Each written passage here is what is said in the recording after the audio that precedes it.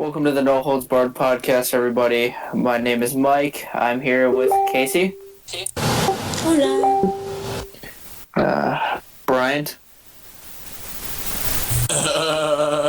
So, dude. And Dakota.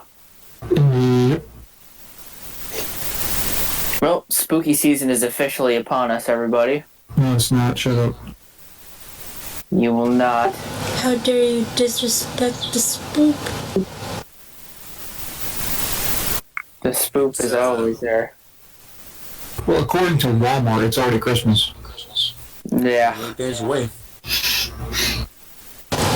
the night there before Christmas. God. One of the things that annoys me, like, I don't mind Christmas, but it annoys me how much it's just pushed. They're even, like, it used to be just in December they would start playing Christmas music, and then it got to the point where it would be a little bit after Thanksgiving, and now they're doing it in fucking the beginning of October, and I swear to God I heard it a couple of days ago. Maybe that's just, like, Christmas PTSD or some shit like that, but I swear to God I heard it. I heard some in June and I was like, excuse me? People just wanted to be Christmas so they could get ready. Like, my favorite holiday is Halloween. Like, I like Christmas, but Halloween is Like, honestly, my two favorite holidays are the 4th of July because, well, it's funny to watch drunk people fuck around with fireworks. And Halloween because, well, I'm a sugar addict. And you got to dress like a slutty nurse, oh yeah. Say I won't dress like a slutty nurse this year. Bet. You're just going to be Friday. Yeah, that's right. Bet money on it. I'm not gonna put money on it. Fucking that noise. Put 20 on it then. I don't have $20 to put on it.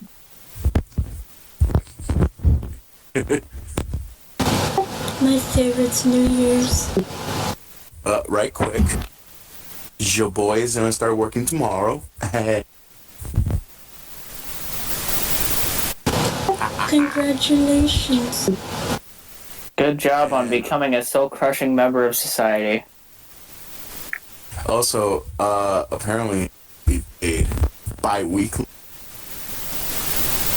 You know what that means, right? Yeah, Yeah. I get paid the same way. Oh, bi-weekly sucked. I had it at my last job. Nah, dude, that's good though. What are you gonna be doing? My hours stack up. So, you're getting paid around like $950. It's not bad. I'm gonna be working at a warehouse. Yeah, warehouses pay good. $13.50.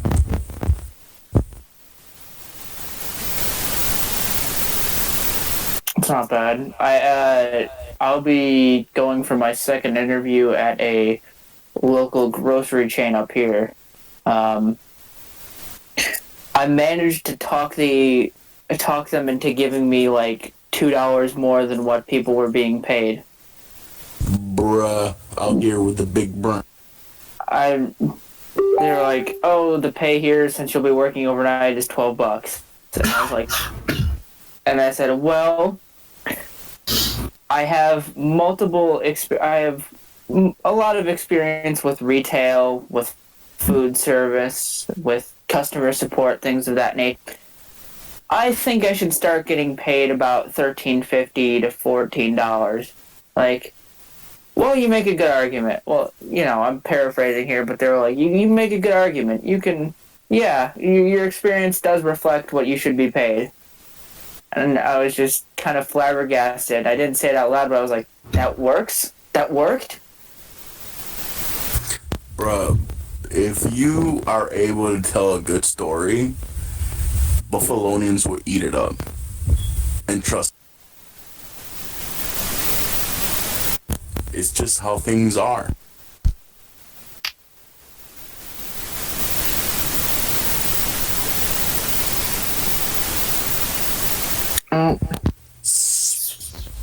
Speaking of some scary stuff, have any of you ever encountered something scary? No.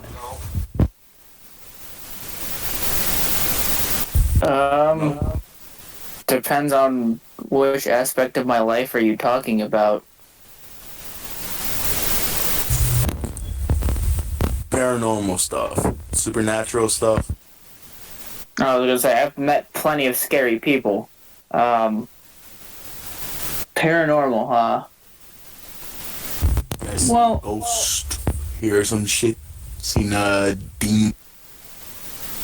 I'm not sure what I saw, but I did have a dream. And I'm not sure if it's a side effect of some conditions that I have, or if it's what it is. And it wasn't sleep paralysis, because I don't know how to describe it. I wasn't in the room that I sleep in. I wasn't in my room. I was visited by what I can only describe as an otherworldly, not even otherworldly, other dimensional being, I suppose.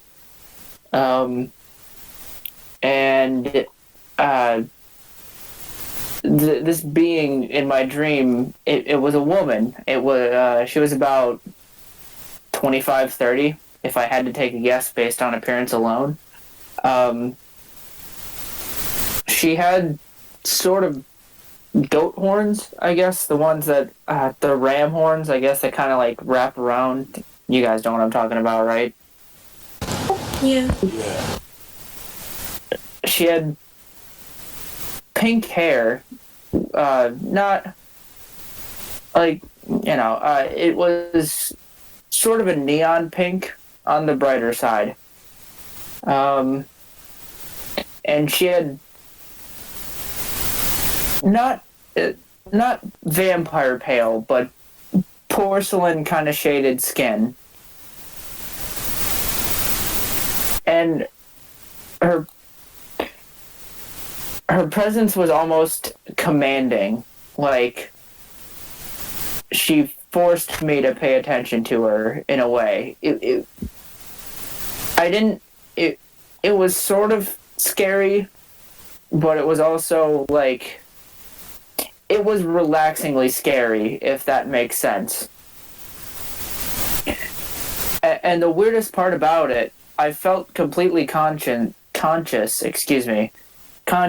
and I could, like, you know how in most dreams you don't feel things even if you touch them?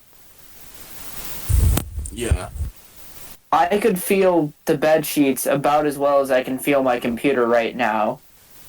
So it was jarring, to say the least, and I'm just not sure what to make of it, to be honest. I'm not sure if it was just a vivid hallucination, if it was a fever dream. I wasn't sick at the time. I'm not sure if it was a fever dream,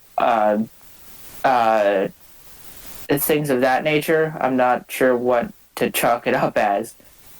So the best thing I can label it under is paranormal. That's weird.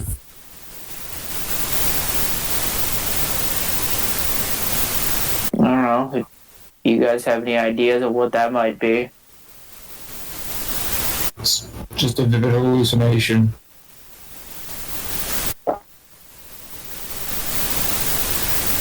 Sounds like an anime character. Yeah, it was weird. It was really fucking surreal. Well, yeah, it was a dream. Like a lucid dream. You might have been.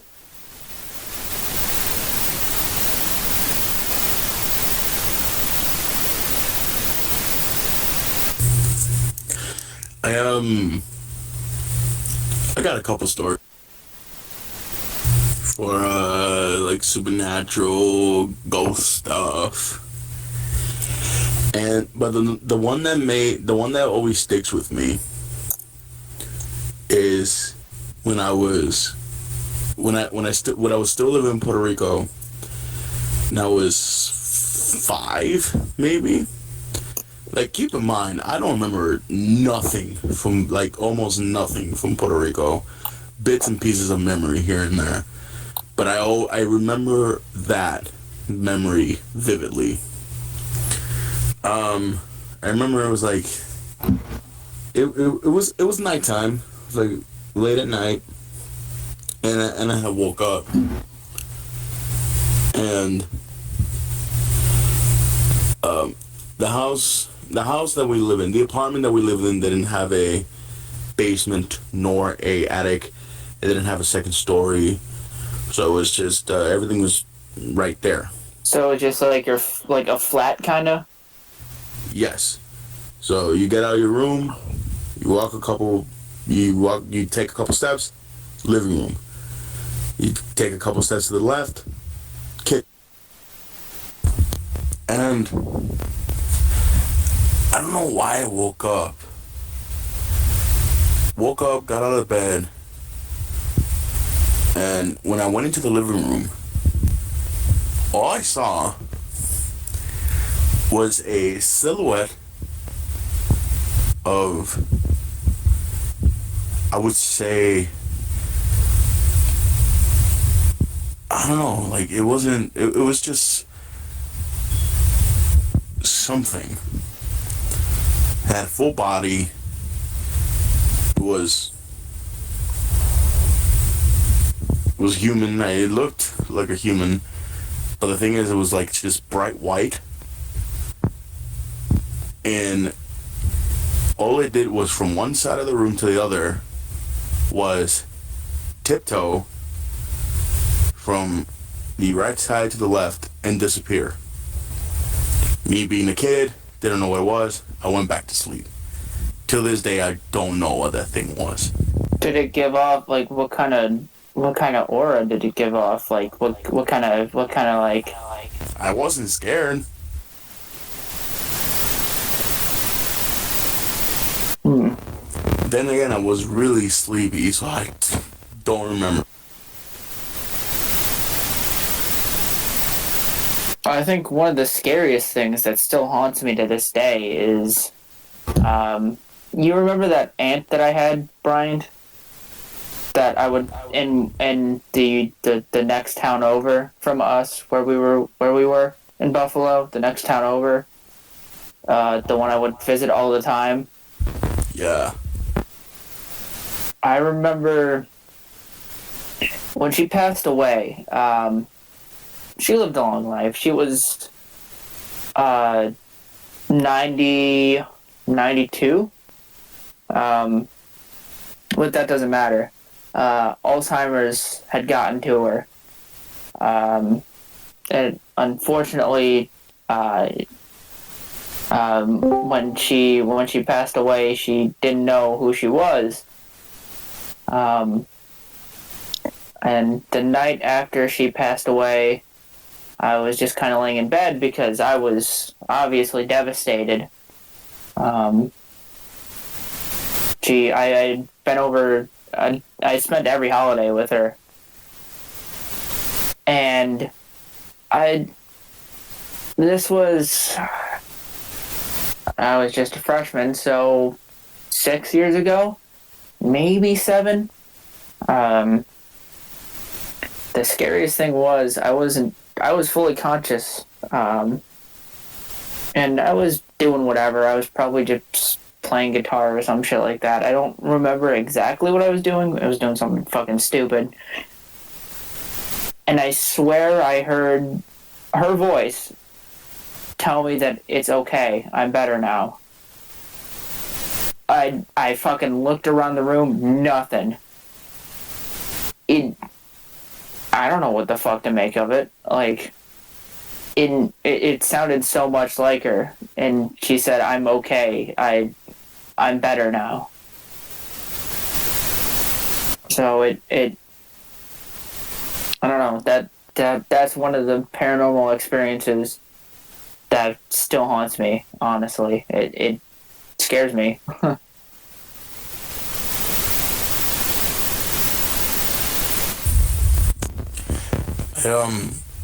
got a couple more stories.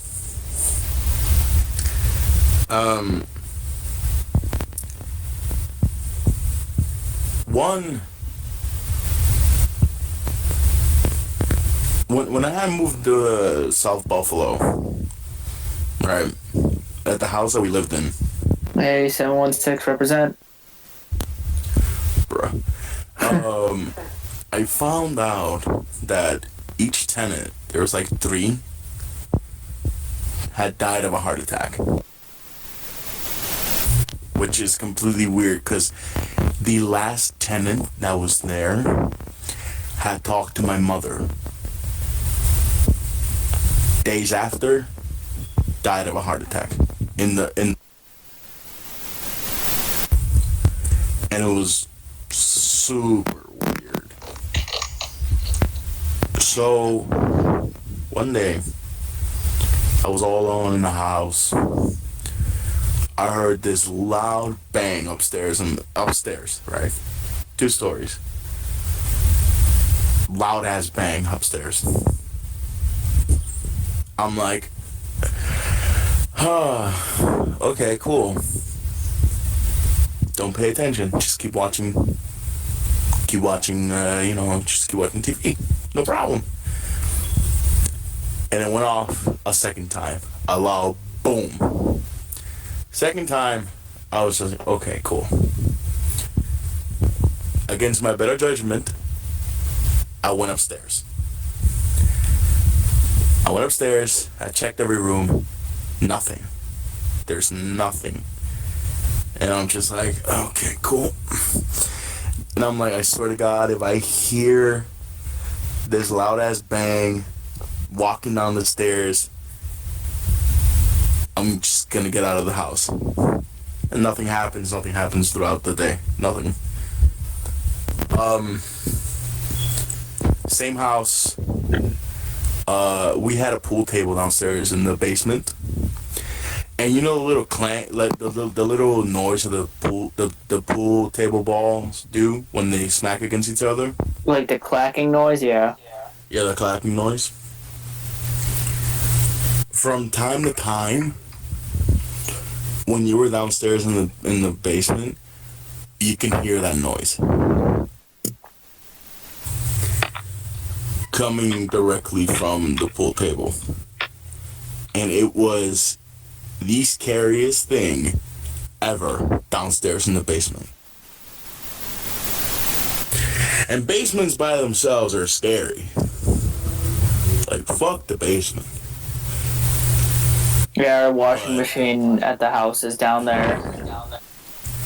But hearing that, like the noise of the little clack that the pool table balls do when they smack against each other, and there's nobody by yourself downstairs, creepiest shit ever.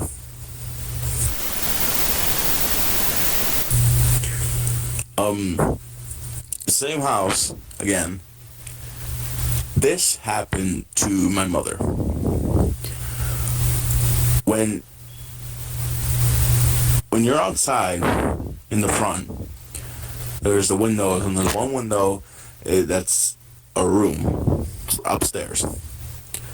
My mom was pulling into the driveway, right, and she said that she could see the silhouette of my stepfather in the window. Nothing else but the silhouette. Right.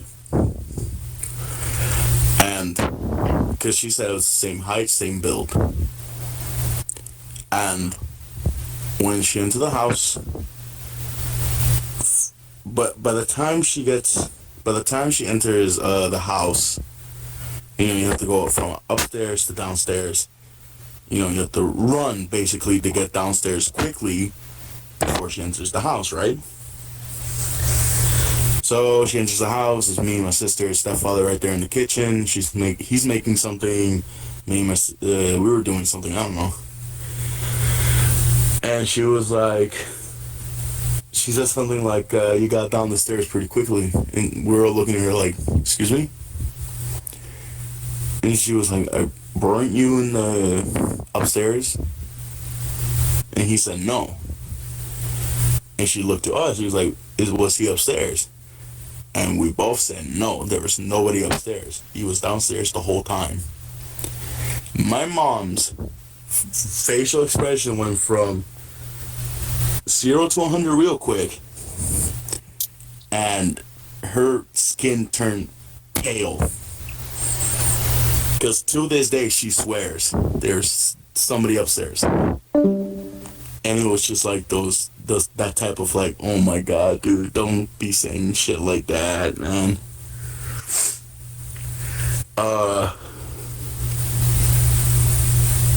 Stepfather also experienced some shit like that. He, old school gangster from Puerto Rico, badass, does not scared of nobody, doesn't give a shit. One thing that he says is that if I can't touch it with my bare hands, I'm not gonna fight it. I'm gonna run away, right? Ghosts, basically. And Puerto Ricans were superstitious. Latinos in general are superstitious, and they believe, supernatural beings and stuff like that. He heard the same thing that I heard. Loud bang from upstairs. Difference is, he didn't go check it. He just went out. He just went out the house. Did not give two fucks. He stayed inside for two bangs. The same bangs, two bangs upstairs. He just like, okay, this is your house, bye. And just left.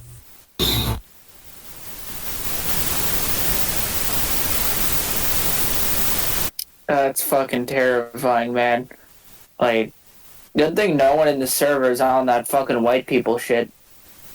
Hey, let's go check it out. Let's stay here, man. Let's try to invoke a fucking demon.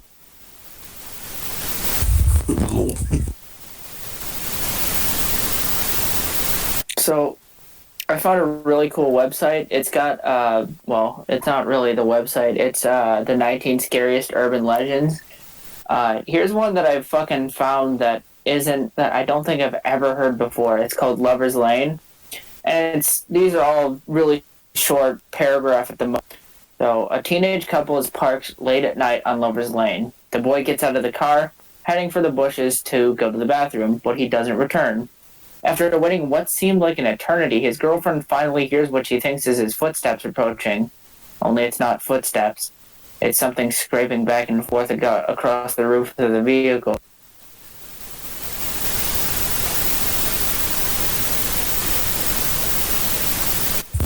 Yeah. That's it. I know there's urban legend, by the way. I've never heard of that urban legend. Yeah. The full story is that if the girlfriend would have gotten out of the car, she would have seen the hanging body of her boyfriend scraping the top of the roof of their car. Creepy ass urban legend. Oh.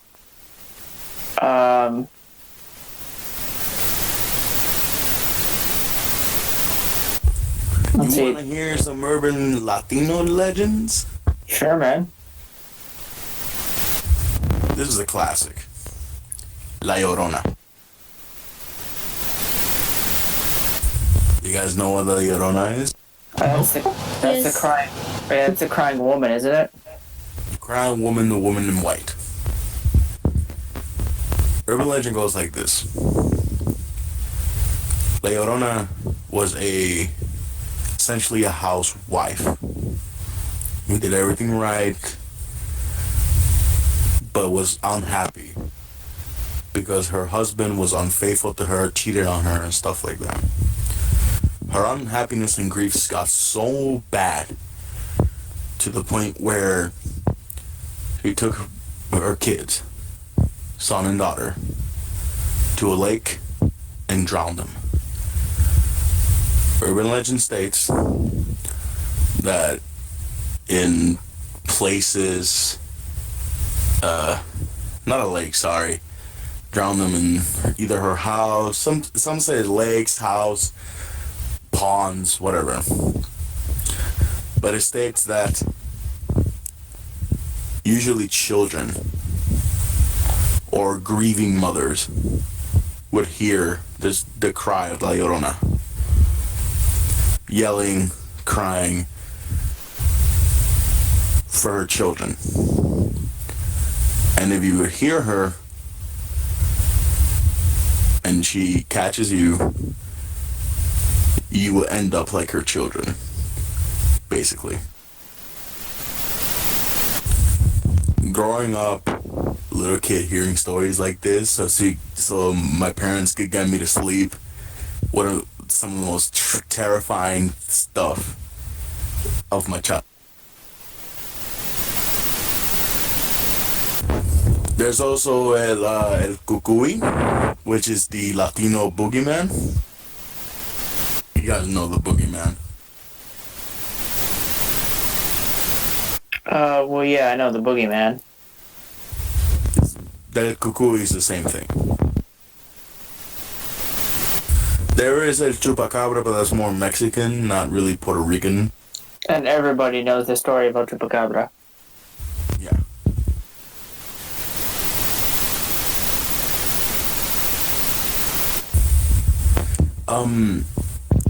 This is not an urban legend. This is actually a thing in Puerto Rico. It's more associated with like really old buildings.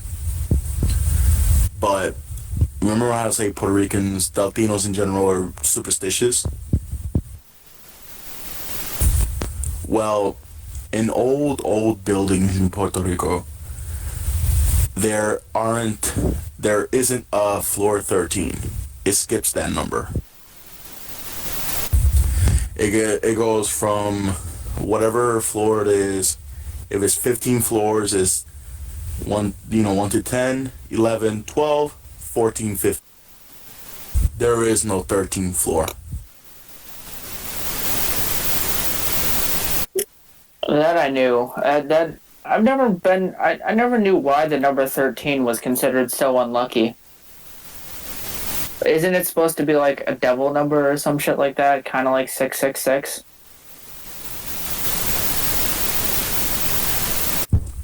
Yeah, I guess, yes. Actually, I think I know why, if I'm not mistaken with history. A bunch, I don't know what month, I don't know what day, but it was like the 13th. But a bunch of Knight Templars were slaughtered around that time. I think the 13th, maybe, if I'm right. I mean, if I'm wrong, then I'm sorry, but they were slaughtered around that time. And they were trying to hide, like secrets, of, I think, the Christian or Catholic Church and stuff like that, like, Jesus Christ and stuff like that, and Christian, I think, stuff. And that's why it's considered unlucky, if I'm correct.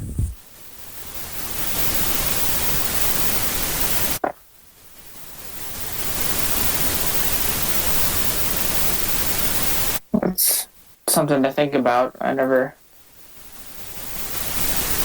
So it's a game that I'd love to play, but I'm too terrified to actually play.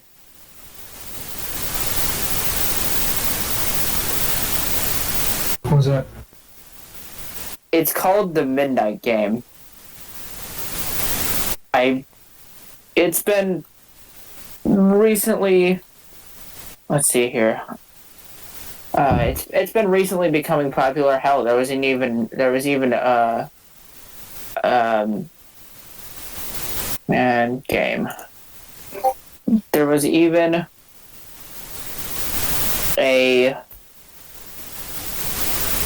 movie made out of it. It was really cool. I liked it. I believe it was on Hulu. Let me pull up the details really quick. Hang on.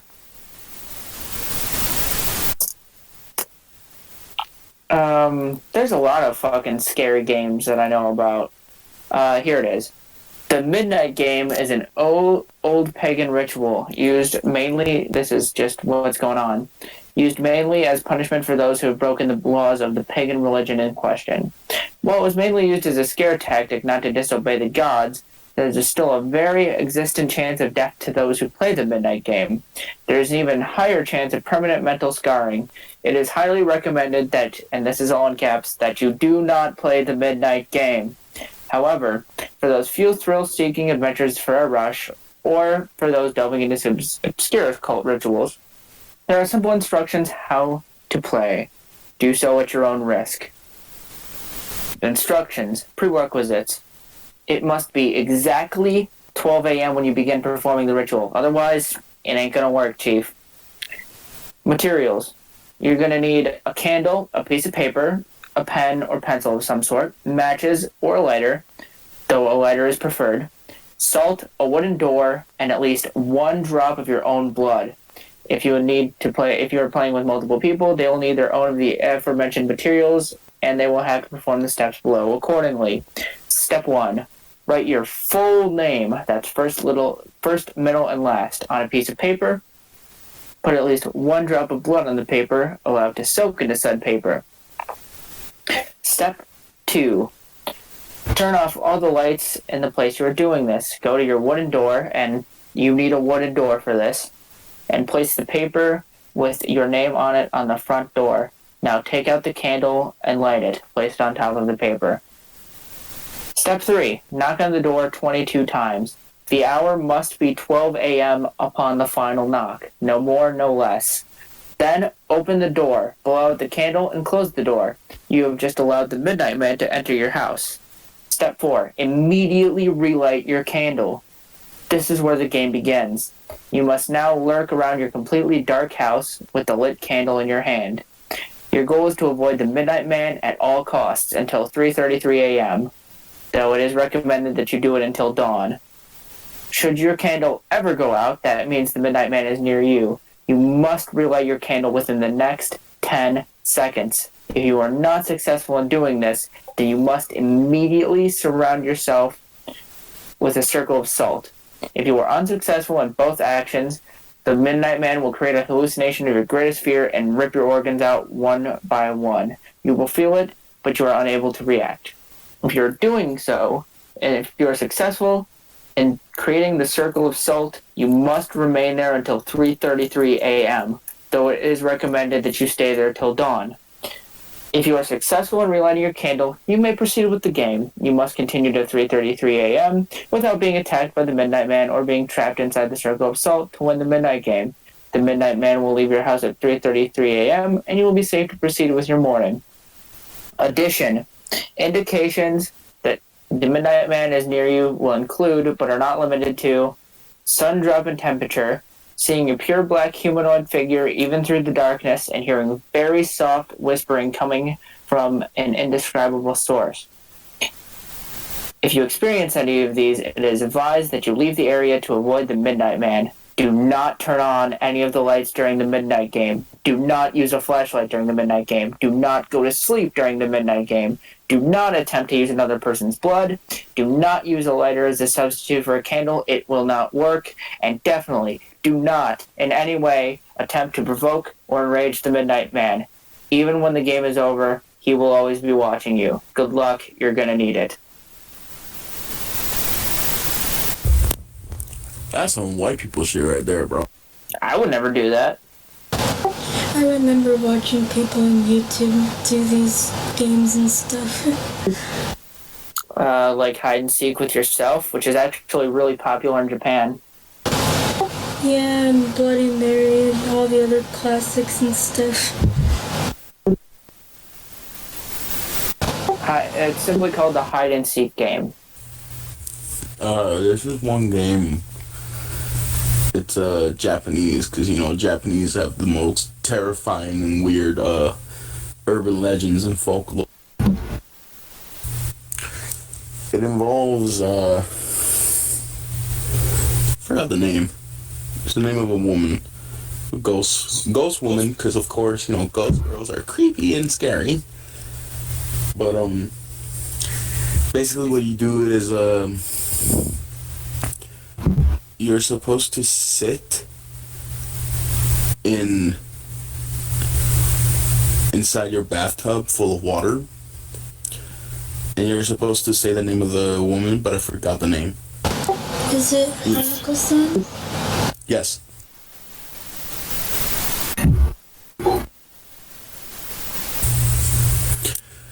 Basically,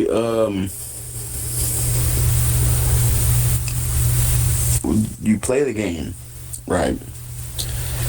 And you're supposed to go throughout your day normally, right? But you're also you're gonna have to take pictures of yourself, right? Basically a selfie. And you're supposed to see a silhouette slowly getting closer and closer to you. And apparently, I don't know like the rest of it, but if she's close to you, you're supposed to like turn around and say like you saw her or something like that. I don't know. Oh. Casey, do you know? Is this about the woman who fucking fell in the bathtub? Yeah. Oh, yeah, I don't remember the exact phrases, but if you manage to catch her, you either say stop, or if you manage to catch her fully, use, I don't remember the exact phrase, but it translates to I cut you loose, and you make a cutting motion with your hand.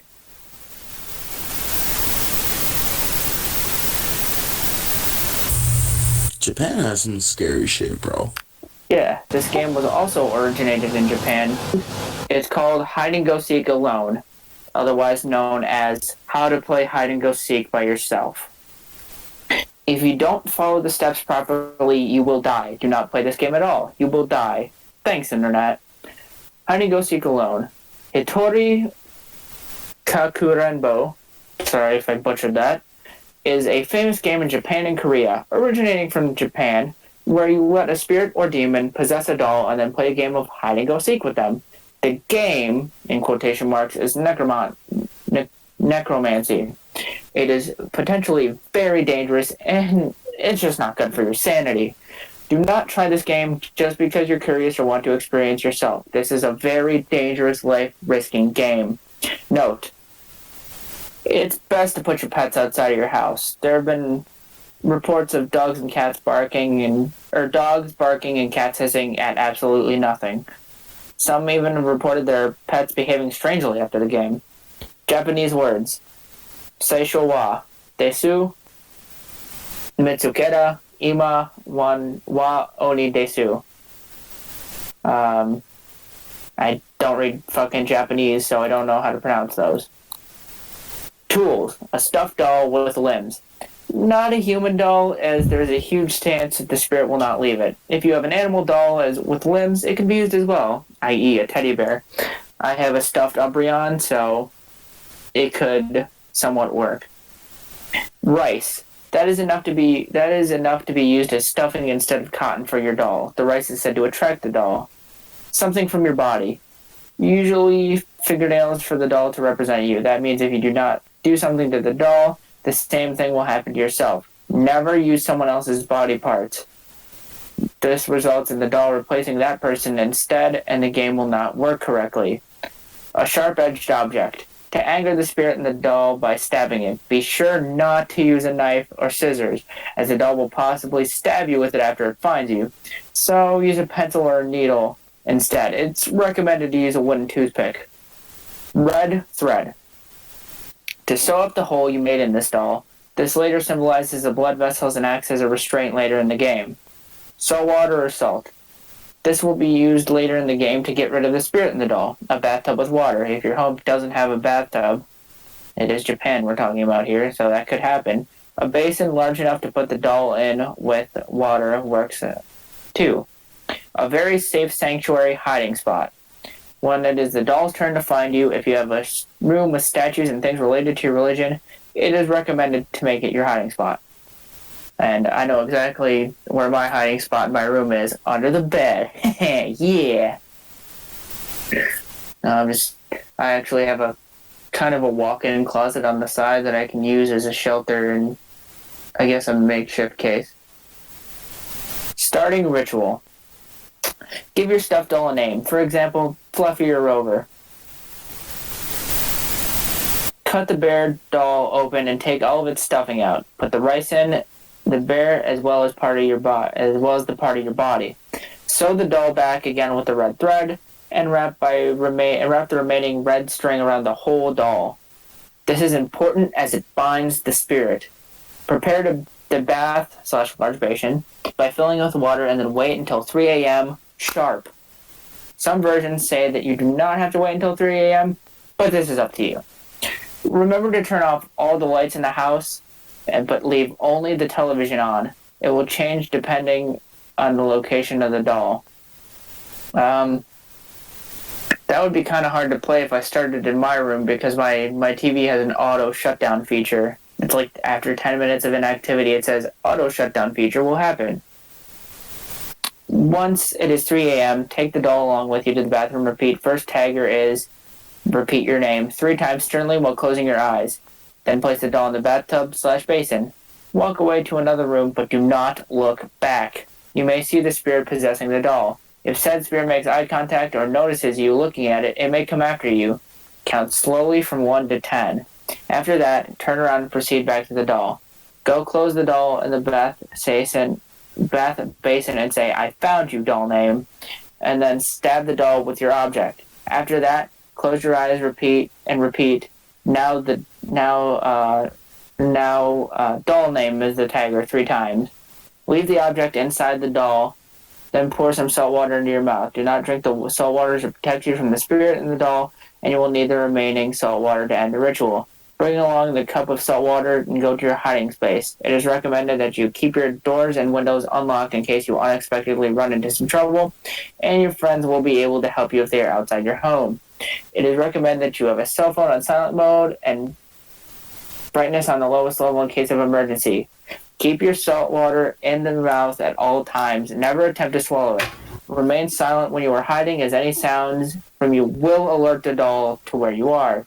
If the doll finds you, it will stab you with the object you stabbed it with and then possibly possess you as well. Keep salt water near at all times. Ending the ritual is very important as well to end the game. To end the ritual, go out of your hiding spot, find the doll, may not be in the bathroom, and then drink the salt water. Pour the remaining salt water into the doll in a circle as well. Close your eyes and shout, "I win," 3 times, and the doll will give up and the game ends. You must dispose of the doll by burying it in the salt. Burying it with salt, Otherwise, the spirit will attempt to re-enter the doll. Some versions say to put salt in every corner of your house after you bury the doll, especially where the doll has been found, as salt drives away most malevolent spirits. Warnings. This is a lot of warnings. Do not play this game for more than 2 hours. The spirit inside the doll will be extremely difficult to remove. Messing around with spirits is dangerous anyway, so play the game at your own fucking risk. Nobody will be responsible for your death as you risked your life. Do not turn around when heading to your hiding space. You may see something you'll regret. Do not play when someone else is in the house. You must be alone to play the game. Do not play with more than one person. It needs to be one person and one person only. This game can be played at 3 a.m. sharp. However, some versions say you don't need to wait for 3 a.m. 12 a.m. is just fine. Do not turn on the lights while playing the game. Only leave your television on. It doesn't say what will happen, but do not fall asleep no matter how tired, exhausted, or sleepy you are while fighting. The doll will eventually find you and possess your body, as the meaning of this play is, if you find me, you can have me. Do not attempt to leave the house while the game is still going on, unless you want to end the ritual. The doll is not in the house, the doll will find you. Do not play this game if you get frightened easily or have a very weak heart. Do not give the doll the name or name of one of your name or the name of one of your acquaintances. And messing around with rituals like this is dangerous. They are seriously rituals, not games. If you make a single mistake, then expect to meet a nasty end. You have been warned. Might as well put fucking have fun at the end of it.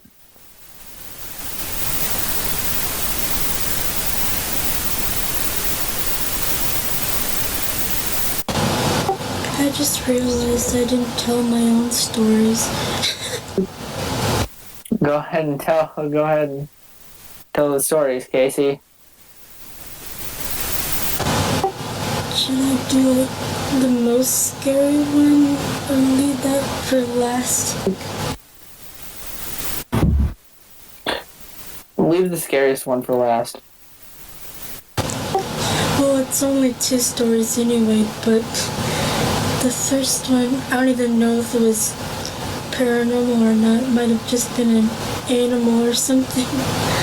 I was going down this park trail I usually went to a couple years ago, and I saw this burrow that wasn't there before, and I was looking inside it, and I thought I saw glowing eyes looking back at me, and then I thought I saw it smiling at me.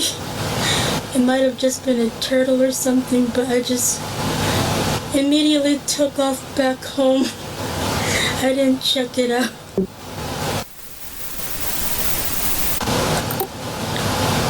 It didn't look right or feel right, so I just got out of there.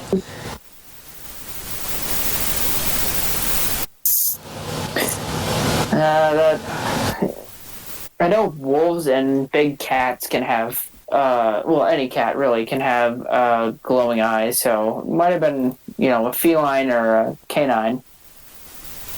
That's what I had told myself. I was just like, nope. The scariest one, I guess, I still don't know what happened. Maybe it was just the house settling, but you know how on some carpet you can hear and feel the footsteps when someone's walking around? Yeah, kinda. I know what you're talking about. Well, it sounded like heavy footsteps in my mom's room when I lived with her at the time, and it was always when she was gone off to work, and I would always just ignore it because it sounded like someone stomping around. I was trying not to get scared. I just put my headphones on, like, la la la, I don't hear you. But me and my cat both one time almost had a heart attack because it sounded like something threw itself full force against the door. And again, I just tried to ignore it, but it stopped after that. I never heard it again, but I still don't know what happened. That's creepy.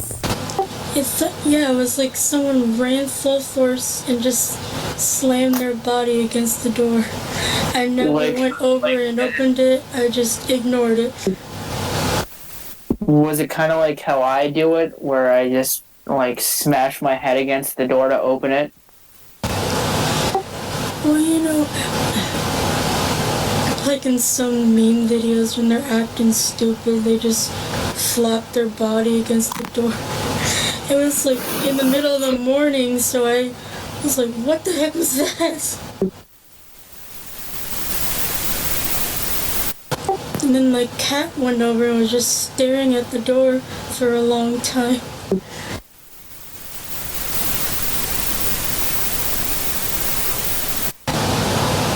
I don't know if it was paranormal or not, but that's the only times that I've actually been frightened about it.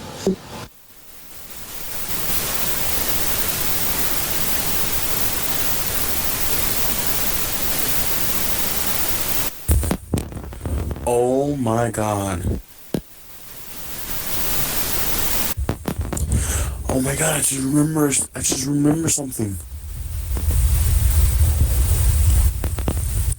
This was like childhood, back when I was like still living in Puerto Rico.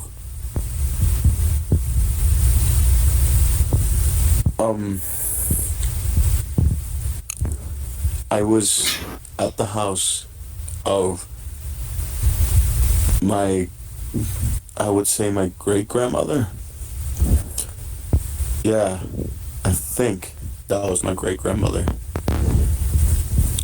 Or somebody, a woman that, everybody loved. It was my great-grandmother.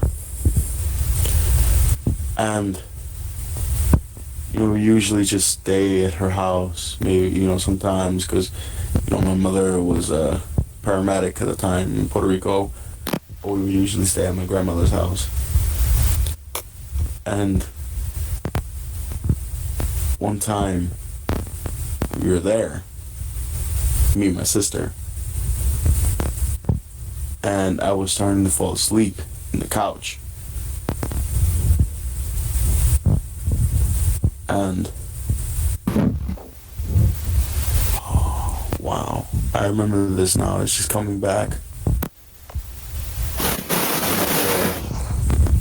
I opened my eyes, and there was this old woman standing in the door frame, at the door at at the hallway, all white. It wasn't like the silhouette, like you could tell it was a woman dressed in all white. No, I'm not. Fuck that, right? And I closed my eyes, and I reopened them again, and she's not there. This time she's like floating, like right in front of us. And I remember that I said, there's somebody there, like floating in front of us. It was like a woman, like old woman. And I remember my great-grandmother saying, like, where is she? It's like, she's right in front of us. And then after that, I just fell asleep. And it was so weird. Oh my god.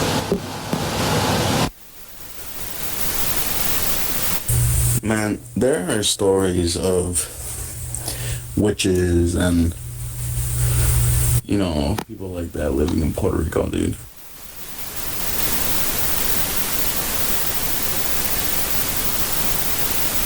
My mom knew this woman.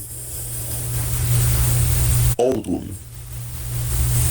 She told me stories from like when she was younger and stuff like that. My mom does. And she told me like how she would visit this one woman who was considered a witch, right? And, she would come talk to my mom and I guess give her some future readings, I guess. Which my mom has said that each time, like each future reading she had gotten, turned out to be true, 100%. And she had told me this one time when she went to there with like these, a friend of hers, and that friend's cousin. And that friend's cousin was skeptical. Basically, she told me that she had been like talking shit, like the way there. And like,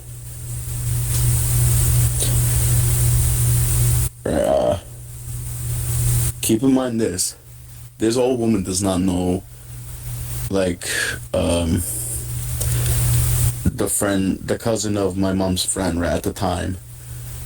And the woman has said before, like, to my mom, it's just like, I don't trust your company. I trust you, but I don't trust your company. Like, you're the people that those two. And when she was done with my mom, it's almost like she can feel that person was just talking shit about her. And she looked at her, my mom saying, like, with a condescending face, looked at her and said everything that this woman has done. Right? Basically saying stuff that nobody knows. That this woman has never told anybody. And that woman had walked out of there like holy shit, like pale, stricken, right? It's just like it makes me question, like, dude, people know shit, man. Even without them hearing it, they know.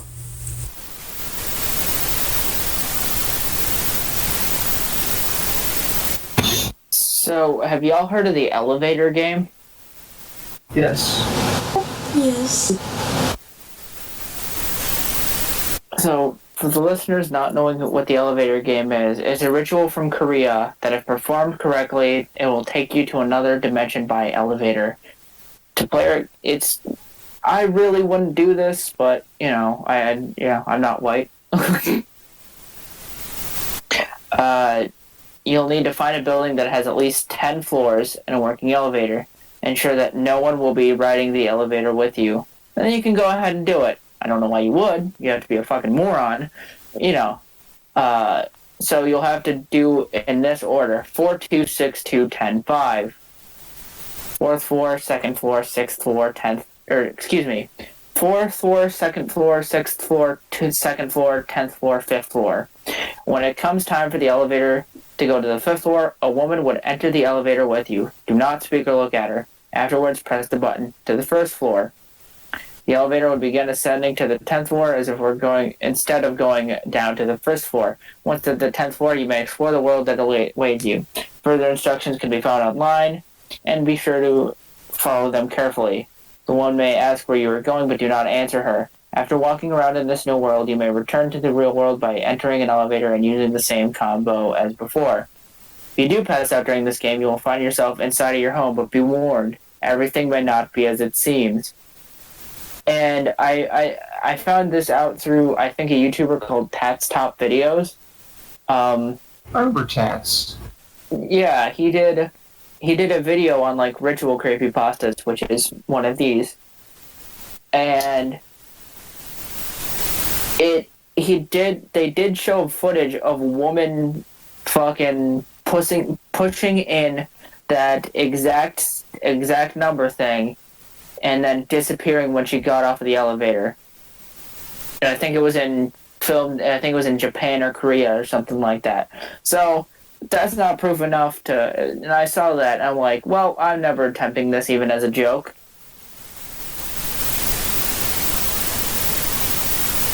I have a Japanese urban legend.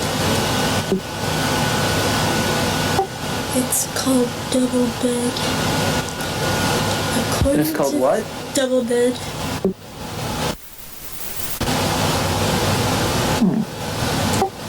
According to this legend, you should never sleep in a double bed alone. If you do, you have to make sure not to sleep on your side. If you do, a ghost will lay down on the floor beside the bed and sleep there with you until you get rid of it. If you don't get rid of it, it will lay down right beside you and you'll hear its breathing. If you still refuse to get rid of the ghost, it'll plop itself down on your bed and the mattress will start shaking as it jumps up and down on it. If you still don't get rid of it, no one knows what happens next. Could you imagine? Could you imagine? You fucking ghost bitch ass! Get the fuck off my bed! I'm trying to sleep. Go on, get. Go on, get. Your kind ain't welcome here. You know what time it is? It's about to be Monday. I gotta work. It's bedtime. I could just imagine, like, fucking opening your eyes to some dead person, fucking just Hi there. How you doing? It's one of my favorite urban It's like- legends because it's just like, dog. It's just like, dog, you don't scare me, dog. Like, I work with people early in the morning. Like, you're just annoying, man. You just fuck off, please. Please? Some of us Man, I'm sorry. My bad. Damn, I'm sorry. look at the ghost. Some of us have to pay fucking rent. Some of us work.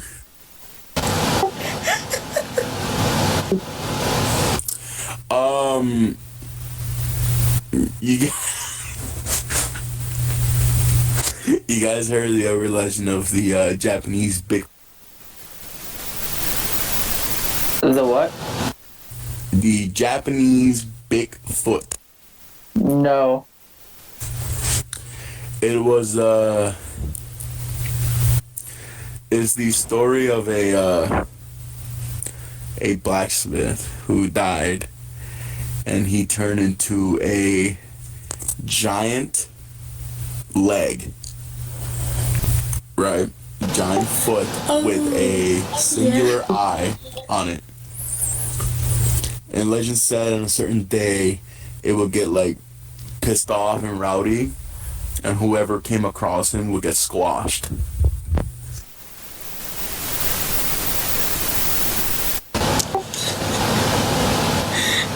oh, stinky. You guys ever heard of the story of Ju-on? Oh, yeah. Ju-on. The Grudge. I almost thought you said Jewel, and I was like, I thought the exact same thing. Oh, not Jewel, Ju-on. have I ever told y'all about the story of the Jewel? It makes you gay. You ever hear the legend of The legend of the Ju-on. Juon. Ju-on what? It's the Grudge.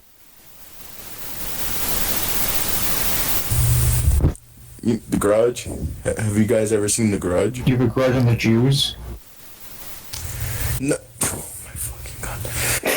The scary movie, the horror movie, The Grudge. Yes, I know the grudge. Yeah. Fucking r/whoosh. Yes, I know what you were trying to joke about. Okay. No, you didn't. Shut up. But I wasn't giving it the time of day. Yeah, I can tell your joke.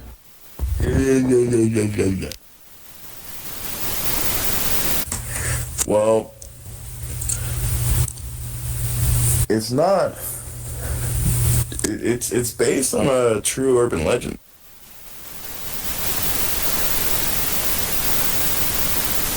Oh, yeah, it is.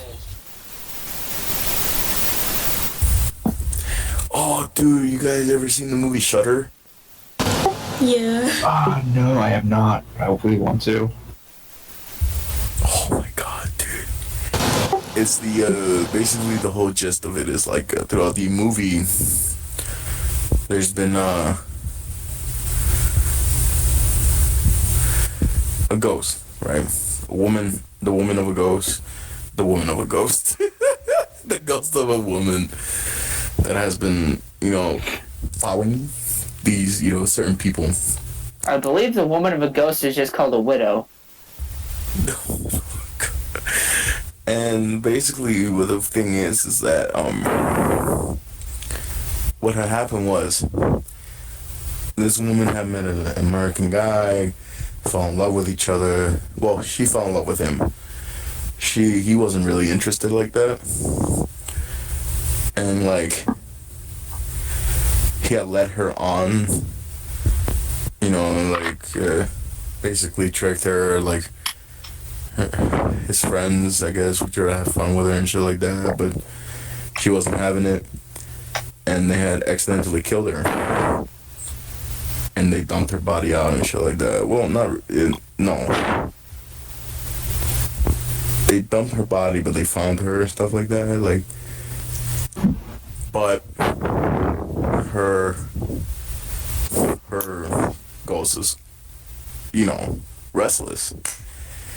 And basically throughout the movie, the only way you can see her if you take a picture, right? You take a picture and you see her. I'm sorry to interrupt, but it just came to my mind, fucking, oh, I'm expecting to go out on a date, and they end up killing her, and then it's just the old man from Pawn Stars. Those bastards lied to me.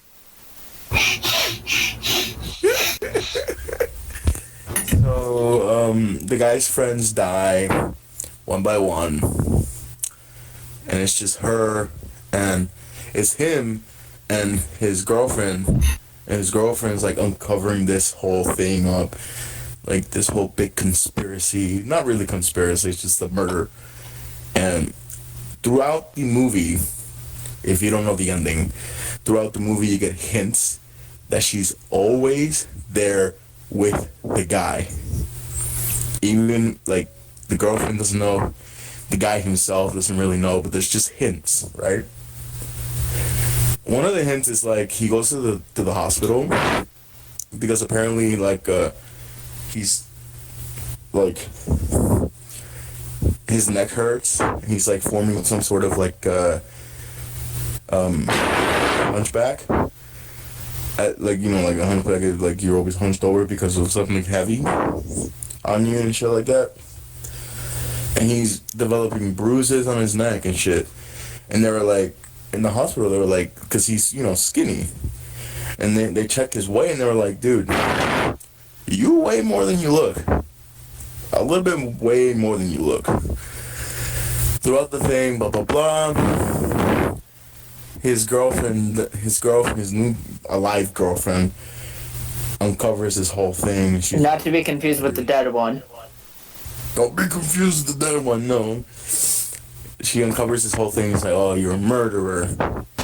He gets shot. And he leaves, right? And she leaves. And he's like pissed, like, where are you? Yelling at the dead girl. It's like, she's throwing pictures, boom, boom, boom, boom, throwing pictures. And he can't find her. And it's just like, until he throws a thing falls on him, like a thing falls over. And it just snaps a picture of him. And like, he has this realization like, wait the fuck, just a minute. Shit has been going on weird. Checks the picture of the Polaroid, and the ghost girl is attached to him on his back like a piggyback ride. And when I saw that, I was like, yo, what the fuck? She was always there from the beginning.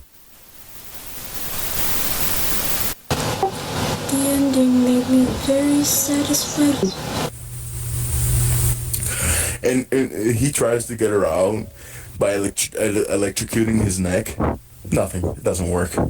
At the end, he's in a mental institution, and like as the door closes, in the window, in the mirror, in the glass window thing, you see her hugging him for eternity, and it's just like, holy fucking shit, my guy. That movie made me so scared. Each time I get like my neck hurt, I'm like, yo, please stop. Have you accidentally murdered someone, Brian? Is there something you're not telling us, buddy? No. So here's a scary one that I would never try ever. I might try the other ones, but this is one I will never try ever. It's called The Closet Game. This game has been deemed the scariest. But you don't got a closet. Ha. I get it. No, you don't. Motherfucker. So it says this game has been deemed the scariest of all paranormal games because you're not just summoning a spirit into your house, you're summoning an actual demon. In order to make this happen... Why? Let me continue. It gets worse from there. How is this a game and not just suicide? That The fun part is trying not to die. Hashtag just Friday nights. Hashtag relatable? Question mark? In order to make this happen, well, I don't know why you would ever want to make this happen. You need to stand inside of a closet and make sure all of the lights are are off, meaning you're in complete darkness, which is fine because I don't have a fucking light in my closet anyhow. It's just a small walk-in closet. Once you're in the dark, you need to hold an uplit match and say, show me the light, or leave me in darkness. Oh, I'm sorry, you need to hold up an unlit match and say, show me the light or leave me in darkness. If you hear someone whispering in your ear, light that match immediately. But if you fail to do so, it is said that the demon will drag you into a deep, dark abyss that you cannot escape from. This could also happen if you look around while you hear the whispering instead of lighting the match right away. Once the match is lit, you have to walk out of the closet without looking back. You have to make sure that the match remains lit and it doesn't blow out or anything. From that day forward, when you go into your closet, you have to make sure that there's a light always on because the demon you had summoned now haunts your closet and waits for the day that there is no light to snatch you and bring you into the dark abyss.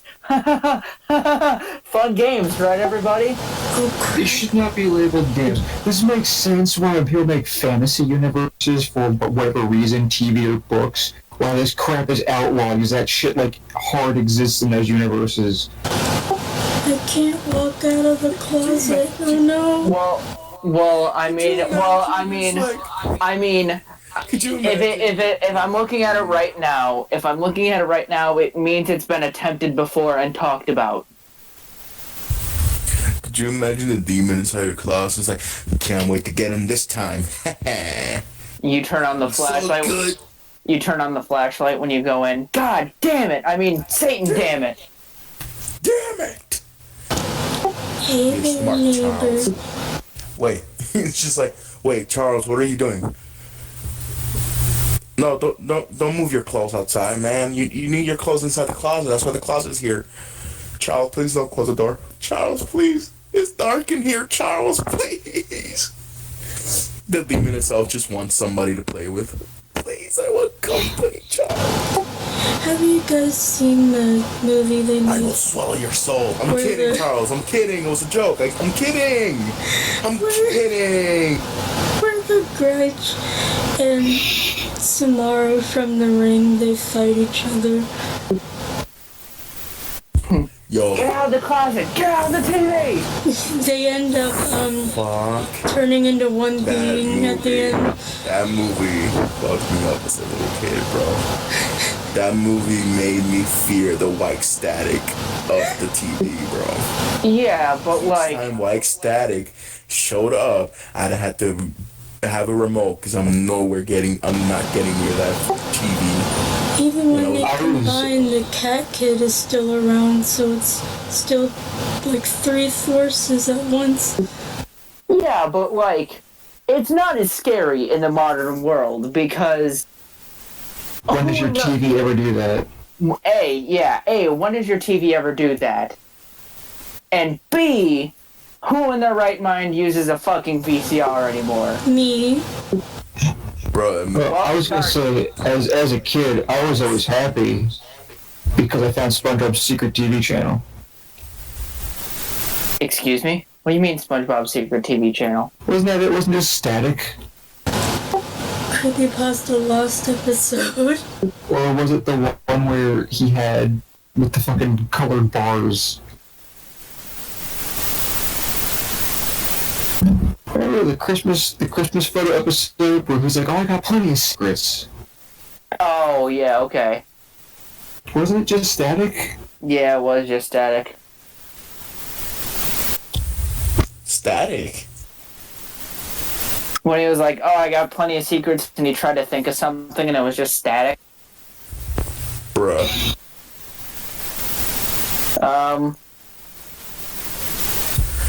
It reminds me of Candle Cove. You guys ever heard of Pirates Cove? Yeah, I have. You mean Candle Cove? That's what Candle I just Cove, said. yeah, Bro, that shit's creepy though. Have you read Happy Happy? Nope. Don't know. Well, it's fake, but for some reason my mind was like, that show seems familiar. Well, we talked about how SpongeBob straight up just had fucking Squidward's suicide reference in an episode, didn't they? Yeah, they did. I can never seem to be happy. And he fucking pulling on the rope. No, not that. A recent episode, it had the actual Squidward, you know, the creepypasta face with like the bloody eyes and stuff like. Yeah. So basically, it's like I don't know where they are. Like they're inside Squidward's mind, like Squidward's imagination. Happy Happy. They're opening doors. They open like 3 doors. It was like silly, weird, mentally challenged Squidwards. And the third one is just Squidward's room. And there's nothing, and all you hear, and then it just goes to static, and it's just Squidward's face.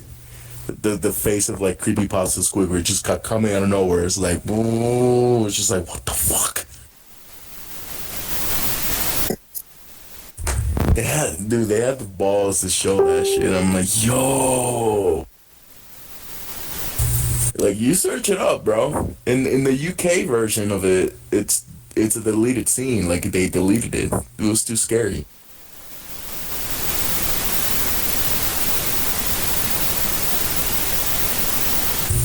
Some creepy stuff.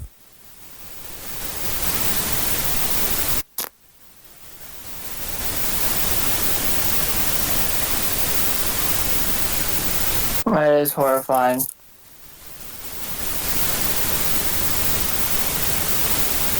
Like, I could never... Oh, jeez. That... Fuck. That scares me. What happened? No, just that. Like, that honestly does kind of terrify me. What terrifies you? The fucking... The Squidward thing? Yeah. It's scary though. Like, it's an actual SpongeBob episode. Bro, I would much rather watch that than the freaking toenail scene from SpongeBob. Ah, why'd they do that? They just want to torture Squidward. They were pushing the boundaries on that one. Well, modern SpongeBob is scary all on its own, because it sucks.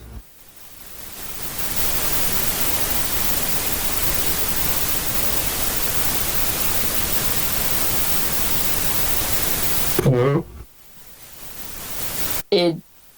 Yeah, honestly, the new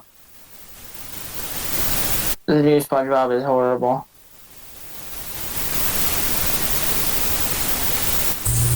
You guys ever heard of the Three Kings, The Three Kings ritual? Yes. Yeah, I know what that is. And that's another thing that I will never fucking do, ever. Mm-hmm. So, basically, for the people that don't know, the Three Kings ritual is a ritual where you have 3 chairs. You set up 3 chairs downstairs in the basement in the dark. In the middle of the chairs is called the throne. That's where you're going to sit because you're the king. The chair on your right and the chair on your left are going to have 2 mirrors on it, right? It's gonna be your king and your fool, but you don't know which one is which, right? And you ask questions and stuff like that, and I think you're supposed to find out who's your queen and who's the fool, and throughout this game you cannot look to your left or your right, no matter what you see or what you hear. Also, you also need a partner. A partner that would tell you have an hour and a minute to do it.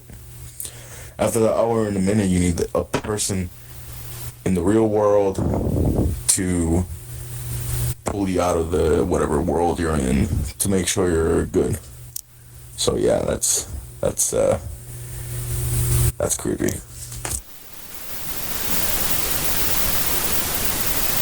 See, I would never fucking do any of those, I would never do any of those rituals that's like, hey, you know, this thing You're might kill gonna 100% die in this one. or like, you know, or hey, this thing will drag you off to another world. Haha, no thanks. I'm not an idiot. It's fun to read about, but will I ever try it? God, no. I think one of my favorites involving horror stories is always, oh, well, no one's ever lived to tell the tale. Well, how do you know about it? How does anybody know about it then? Probably, well, that is a really good question, and no one's lived to tell the tale. Well, then how the fuck do you find out?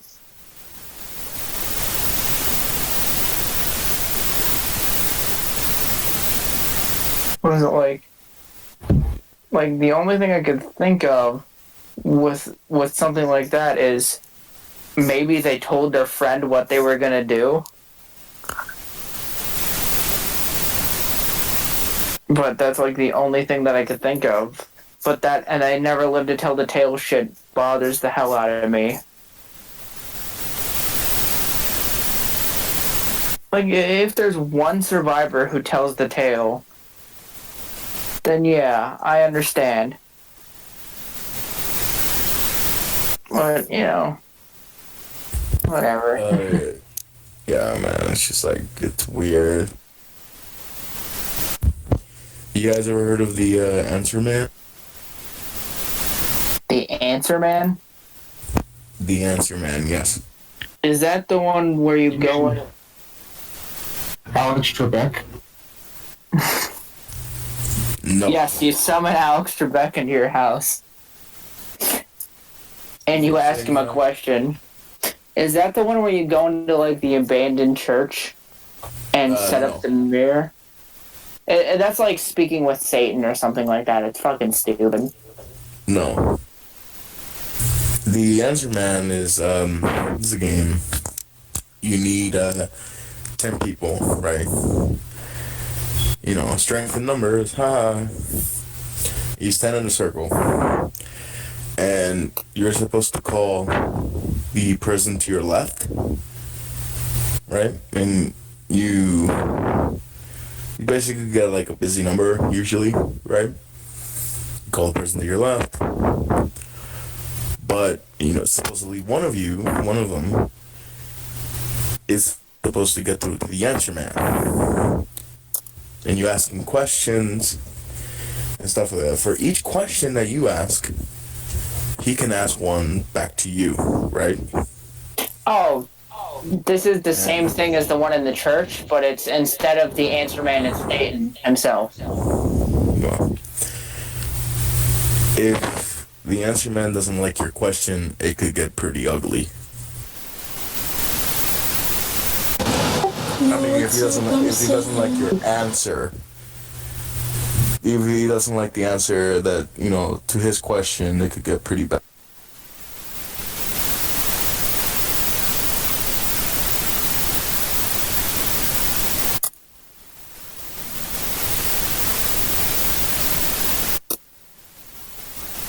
Well, what's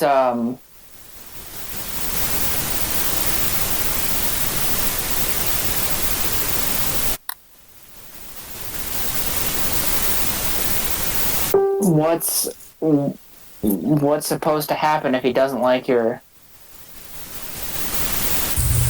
It doesn't say? Doesn't say. It says it's just gonna get really bad for you. It doesn't matter how many people are around. Okay, so here's a fun one, and fans of Mr. Creepypasta, you're gonna like this one. You missed a bad time pun. Here's 100, and these are very, very short rules. But here's the Creepypasta survival guide. We've all been there. You've just gone to a certain place at a certain time on a certain date, done a special thing, and the thing you suspected would happen has just fucking happened. Not to mention the fact that you've just seen whatever the fuck it is that lives in your mirror, been told in detail how you're gonna die, and the highly demonic and invincible thing you just summoned is heading towards you right as we speak. Also, your family's all dead, your friends are all missing, and you're being framed with someone who has access to your bedroom. What do you do now, sweet protagonist? Well, you've come to the right place. Here are some rules that one must follow in order to, firstly, not become the victim of creepypastas, and furthermore, come out kicking if the worst does happen. Just keep these simple rules in mind. Step 1, load the gun. Step 2, shoot yourself. Mirrors and darkness don't mix. Actually, mirrors are a general no in the creepypasta world. There's nothing more sinister. There is zero chance of survival if you look at the one thing no one else can see, or answer this question incorrectly. If you are alone at night in a creepy mental institution, take some time to consider what the fuck you're doing there, and then, if it is appropriate to do so, get out of there. Avoid going to places where everyone else who went there never came back or died inexplicably off screen. If someone stops your vehicle at night, asks to come with you, it would probably be in your best interest to politely decline. Killing is the last method of survival. Use it sparingly, but without fear. Who was phone is always a good thing to ponder. Also, who answers a phone while having sex with a dead person's daughter?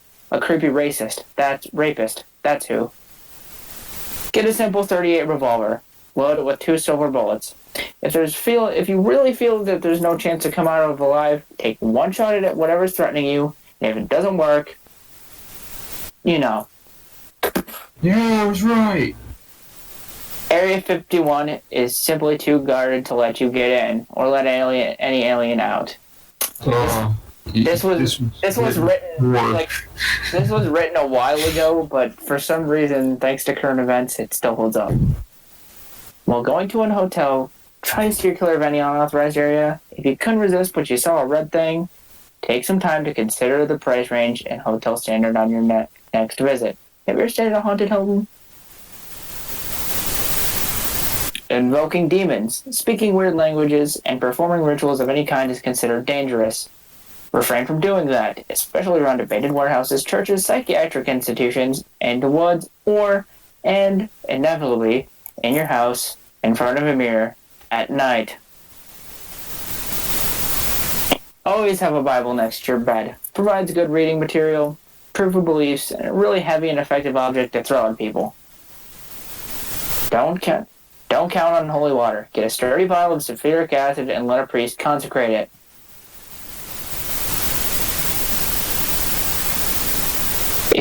This is my favorite one. If you find 666 messages on your phone, mailbox, email, etc., consider changing the said service provider. Also, don't bother reading or listening to them. It's spam. Extra dimensional, possibly possessing, but spam nonetheless.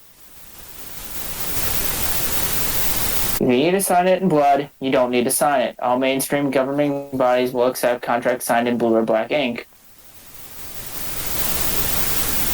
And those things are more damning. There is simply no reason to listen to music that causes suicidal tendencies, unless it's the band Suicidal Tendencies. In that case, do so with pleasure. Or to watch films that have strange or disastrous consequences. Secret, secluded, untouched places are left alone for a reason. Pioneers never say die, but in fact they do have an unusually high mortality rate.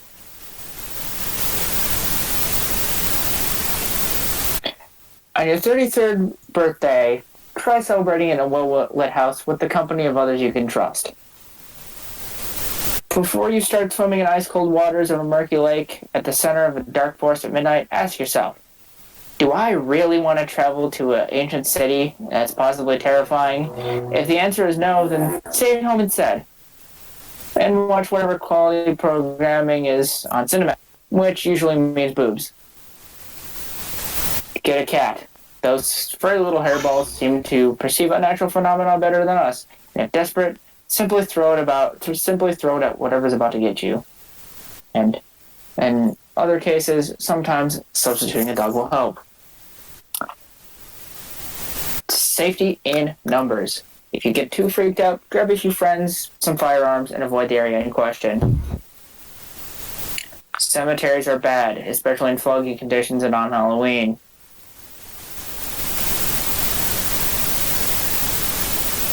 If you hear chanting, run until you're about out of earshot. If you're too old to be playing with dolls, you do not need to be anywhere near one of those creepy little fuckers. Stuffed animals are okay, though. Don't judge me. Legends can offer valuable insight on where not to go camping. When babysitting, ascertain the family's tastes and preferences to avoid being killed by poorly selected statues. It's both a crime and a crime against fashion and design. Even if you are certain that running will not save you, it's always better to try. If you ever see a strangely new-looking doorway in your house on a building you swore you didn't see at first, let me try that again. If you ever see a strangely new-looking doorway with a strange face on it on a building you swore you didn't see at first, and the building happens to be an old chateau, don't fucking open it.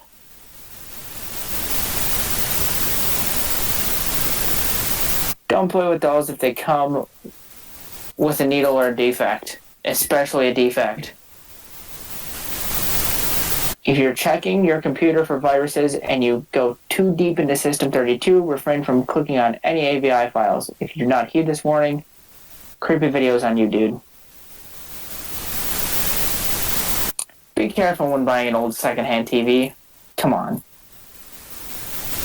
Not only could it not work, it could drag you into another dimension, or some creepy-ass girl will come out of it.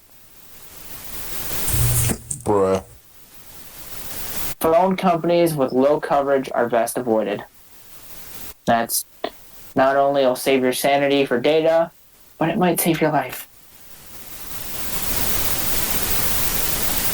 For the love of Neptune, turn off your fucking faucet when you're done with it. It saves money, it helps the environment, and you never know what spooks like water. Don't enter strange websites, don't enter strange places. Not even strange videos. If you see a woman who covers her mouth, and you ask her, and she asks you if she's beautiful, tell her, I don't know, or some other indecisive answer. She will be confused, giving you time to run. Don't be so excited when being asked to look behind you, but don't take forever. No reason to keep certain death waiting. Weird shit in Europe won't hurt you in the United States. Leave that to Creep, Scarecrow, and Get Creepy Dark. Weird shit in the United States won't hurt you in Europe. Should you break Rule 54, there's always a chance of rescue. 54 is don't go into a friend's house without to bake cupcakes at their rooms for insanity. Neighbors may have a darker side. If they do things that seem off for them, act normal.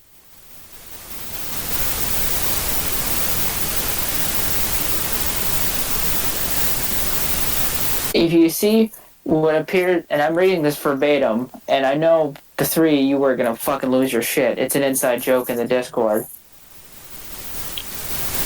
If you see what appears to be a 12-year-old kid with black shorts, a gray bloody shirt, red shades, dark gray skin, and a maniac grin, do not, under any circumstances, piss him off. Unless you're werepire or brave.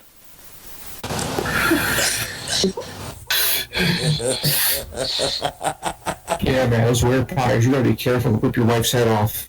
I'm reading, and I read that verbatim, so... They don't like hot dogs either.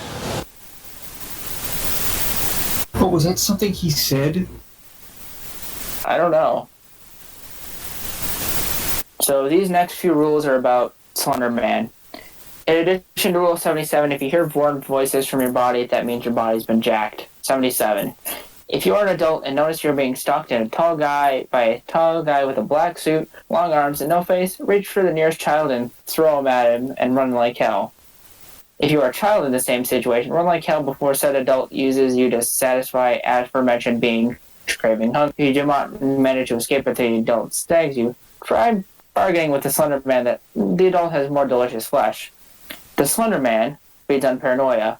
If you remember Slender Man only wants a hug, he won't go after you. But if the Slender Man does stalk you, run, idiot! If all else fails, and I know I'm probably going to date myself with this, give Slender Man $20 and he should leave you alone. God, that meme hurt.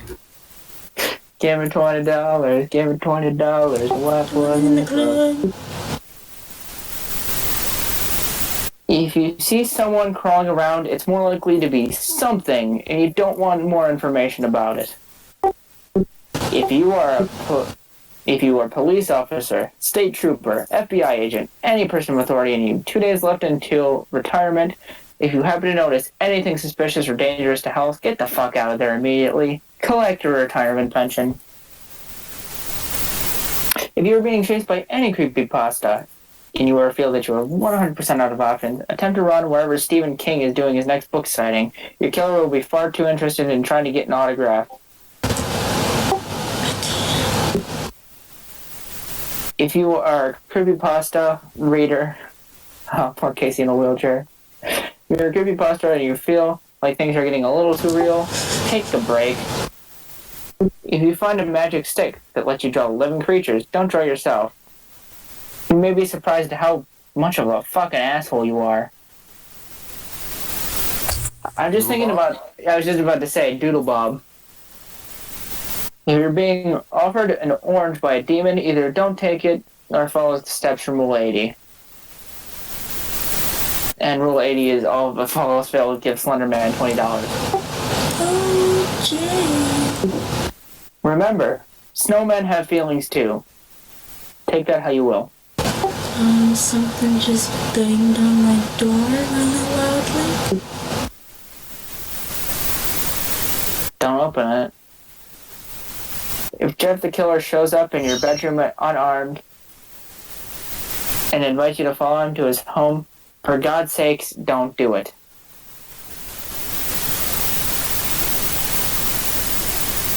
If you are still using Windows XP and use it every day with internet, sticking with it is a pretty stupid decision. End of support means more doors opening for viruses, and even more doors opening for crazy shit. Stay far, far away from abandoned amusement parks. Always think twice before doing something stupid or something you might regret. If a magic 8-ball gives you anything but yes, no, or maybe, destroy it.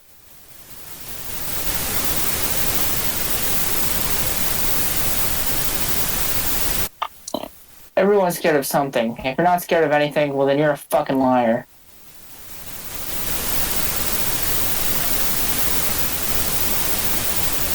Seek a fortune teller if you happen to have a spiritual experience that would affect your future. If you suspect that an immortal, armless monster wants to put a foot through your stomach, run. Hide and seek is an evil game. Slender Man does not always kill out of hunger or boredom. If you ask yourself if your death would benefit humanity. If it will, well then just throw in the towel, because he's coming. Don't believe me? Go ask all those Nazi soldiers found impaled on trees. If your walls bleed phrases that make no sense, try reading them backwards. If your walls start bleeding in the first place, get out of there. And the walls will ooze green slime. You know what? They always do that. If you're This one's for Casey. If you're paraplegic, make like Happy Wheels and fashion some rockets.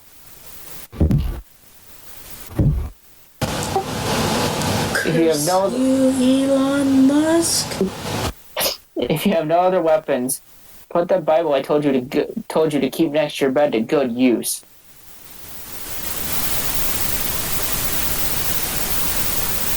And finally, the most important rule. Dude, creepypastas aren't real. Get out of here. Or are they? Dun, dun, dun. We're gonna go with no. Okay. Can you imagine Slender Man standing outside the window and be like, "Whoa, screw you, I'm real to me." Fucking walks off. He's outside my window right now. What you talking about? Tell him I said I want that fucking $20 I let him borrow. Oh, he's gone.